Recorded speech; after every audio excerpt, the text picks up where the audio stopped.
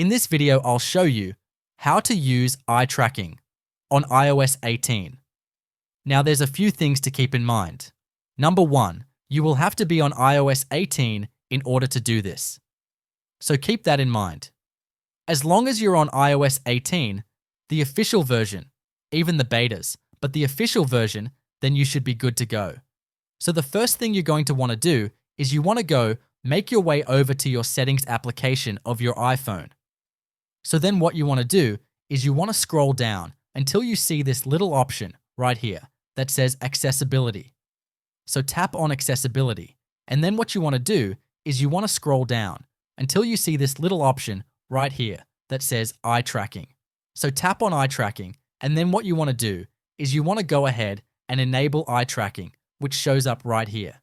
Now, as soon as you do that, it's going to tell you to go ahead and follow these dots onto the display. So as soon as it detects your face, it's going to go and pull up these dots on your face.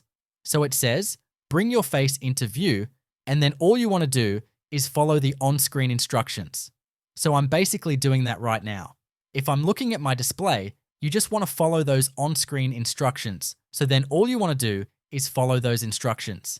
And then you will see that after following these specific instructions, you should then be able to go ahead and basically get eye tracking enabled. So then wherever you look on your particular display, that eye tracking will then be enabled. And it's actually pretty cool. So you can then go through and customize these settings. So you can turn on smoothing, you can, customize your smoothing, options, whichever way you want to. Snap to item, you can go and have that dot zoom on keyboard keys so it automatically moves the pointer to nearby items. Auto hide and blur control, so you can enable those options as well.